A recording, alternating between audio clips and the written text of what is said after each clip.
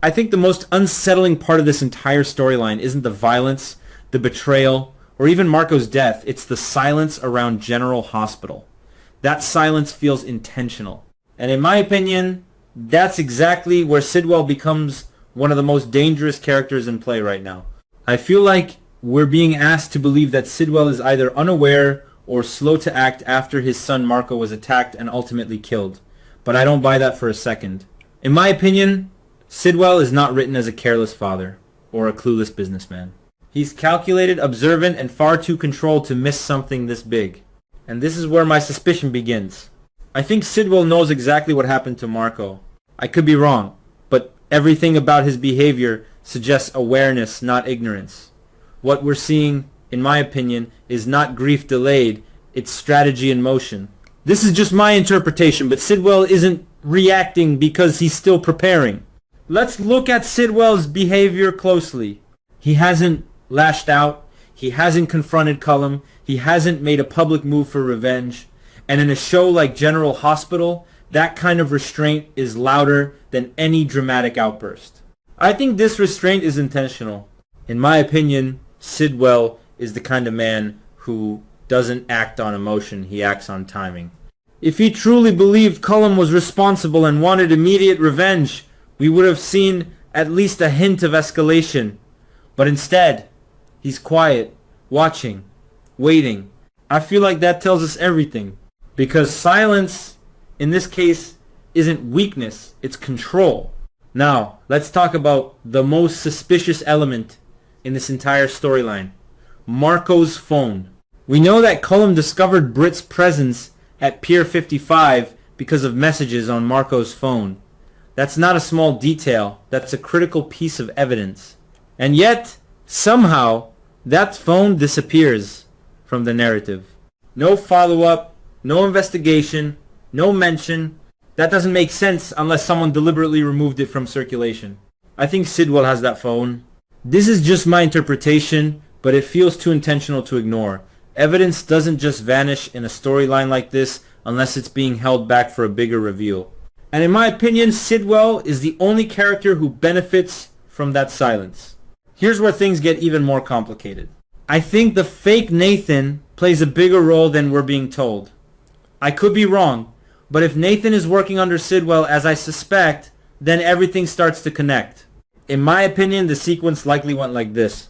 Fake Nathan retrieves Marco's phone. Instead of submitting it as evidence, he hands it directly to Sidwell. Sidwell keeps it hidden, preserving whatever incriminating information it contains. Why would he do that?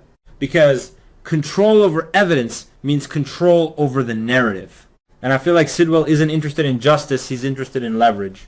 Now we get to the most important question. Why hasn't Sidwell gone after Cullum yet? I think the answer is Sonny.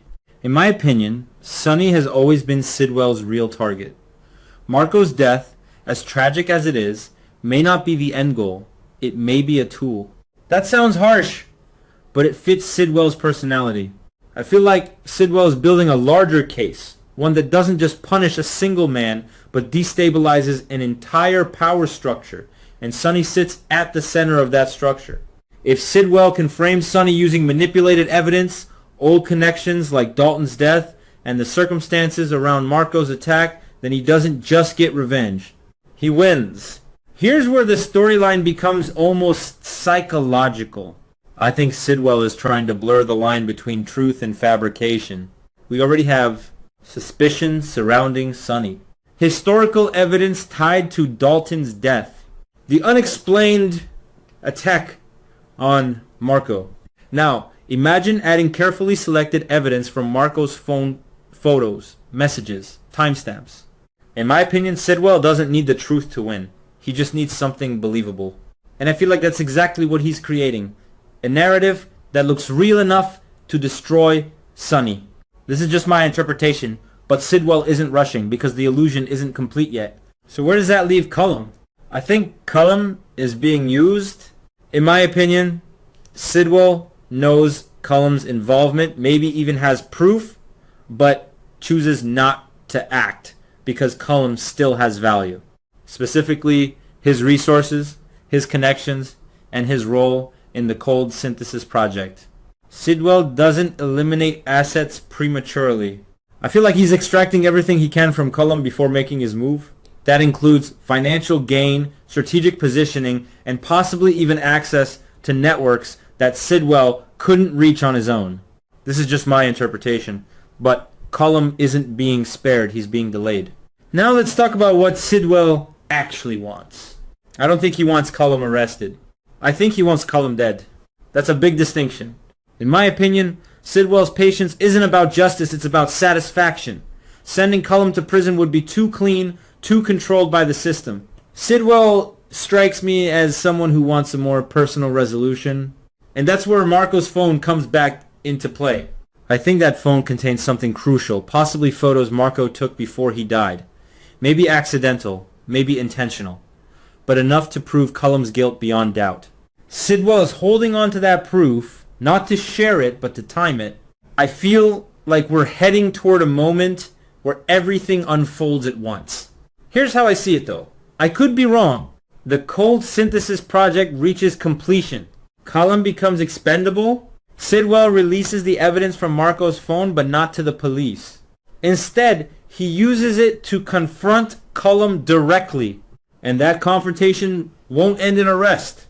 In my opinion, it ends in death. At the same time, Sonny becomes entangled in the false narrative Sidwell has been building. The timing would be perfect. While Sonny is distracted or under investigation, Sidwell executes his final move against Cullum. 2 enemies, 1 plan. I think what makes Sidwell so compelling right now is his restraint.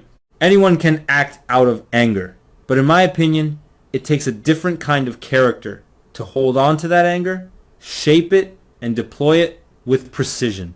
Sidwell isn't reacting to his son's death. He's weaponizing it. And that's what makes him dangerous. I feel like we're only seeing the surface of his plan right now. The missing phone, the delayed revenge, the quiet manipulation, it all points to something much bigger. This is just my interpretation, but when Sidwell finally makes his move, it won't be chaotic. It will be exact. And by then, it might already be too late for everyone else to stop him.